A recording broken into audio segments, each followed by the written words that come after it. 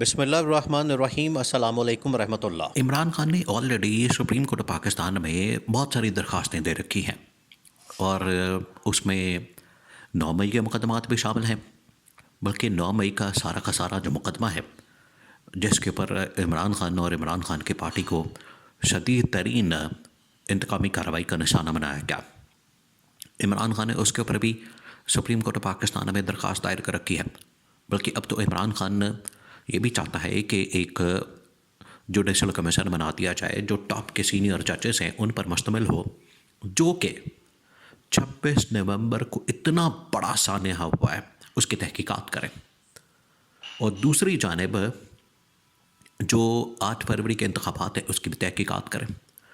اب یہ جو تمام کے تمام معاملات ہیں، سپریم کورٹ آف پاکستان کا محاذ اب پھر کھل گیا، بہت بڑا محاذ کھل گیا، اور اس کے اندر وہ تمام کے تمام مقدمات لگ گئے ہیں۔ 8 فروری کے انتخابات کا معاملہ ہو، 9 مئی کے مقدمات ہوں، سول جو سویلینز ہیں ان کا ملٹری کورٹ کے اندر ٹرائل کا معاملہ ہو، اس کے علاوہ یہ 26 نومبر کا سانحہ ہو، مخصوص نشستوں والا معاملہ ہو، اور 26ویں آئینی ترمیم کو چیلنج کرنے والا معاملہ ہو۔ اب دیکھیں کتنے بڑے بڑے مقدمات ہیں، یہ بہت بڑے بڑے مقدمات ہیں پاکستان کے اندر۔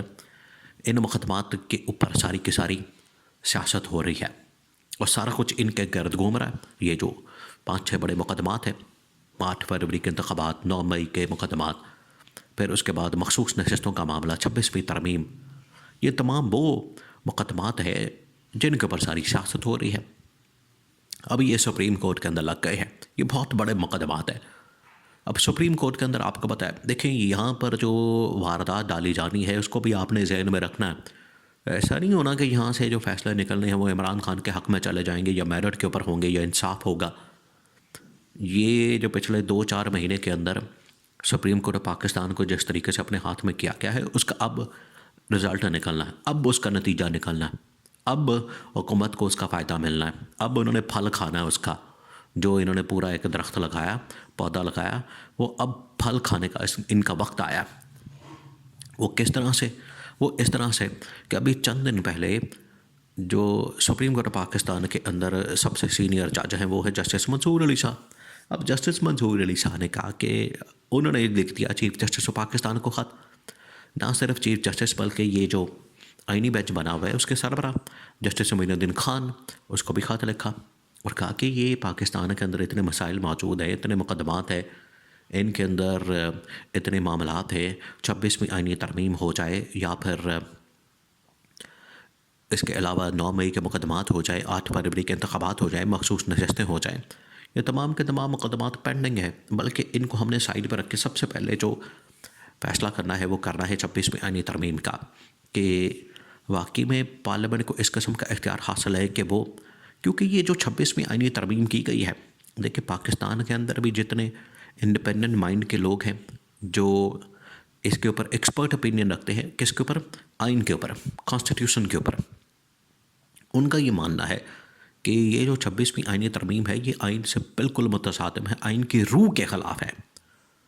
تو اس قسم کا کوئی آئین کے اندر تبدیلی کا مجاز پارلیمنٹ نہیں ہے، پارلیمنٹ کو اس قسم کے اختیار نہیں ہے۔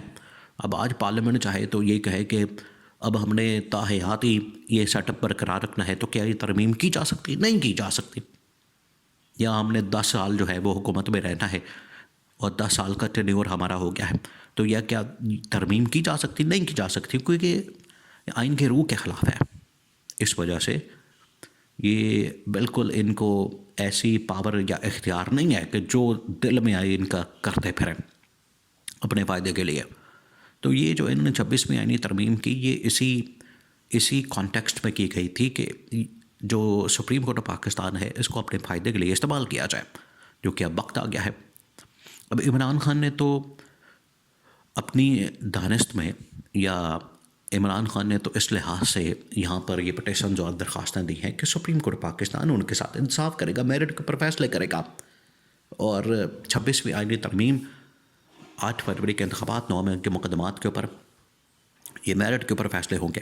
لیکن بات یہ ہے کہ یہاں پر اب بیٹھ گئے ہیں چیف جسٹس یا آفریدی، وہ کس طرح سے 26ویں آئینی ترمیم کو ختم کر سکتے ہیں؟ وہ تو خود اس کے بینیفیشری ہیں، سیکنڈ جسٹس امین الدین خان. جسٹس امین الدین خان کیسے 26ویں آئینی ترمیم کو ختم کر سکتا ہے؟ وہ تو خود اس کا بینیفیشری ہے.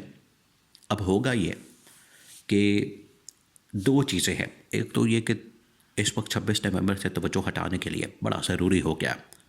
یہ ہفتہ بڑا کرٹیکل ہفتہ ہے. یہ جو ہفتہ شروع ہوا ہے یہ بڑا اہم ہفتہ ہے. بات یہ ہے کہ 26 نومبر کا اس وقت جو معاملہ ہے وہ ان کے گاٹے فٹ ہو چکا ہے اسٹیبلشمنٹ کے، حکومت کے. یہ اب اس سے جان چھڑانا چاہ رہے ہیں.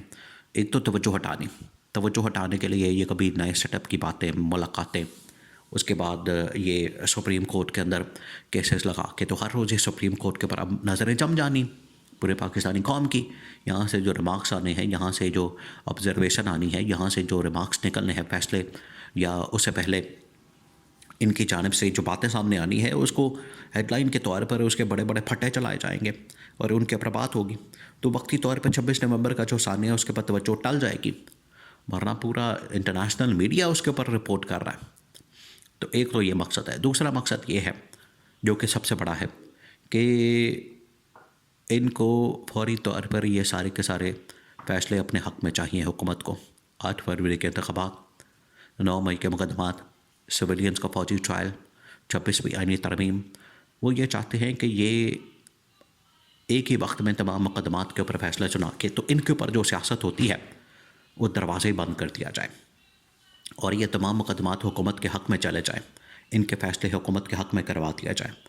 اور اس میں کوئی شک نہیں ہے، کسی کو شک نہیں ہونا چاہیے، کسی کو بھی شک نہیں ہونا چاہیے، بغیر کسی ڈاؤٹ کے. آپ بڑی کنوکشن کے ساتھ یہ بات کر سکتے ہیں کہ یہاں سے جو فیصلہ نکلے گا وہ حکومت کے حق میں چلے جانا ہے.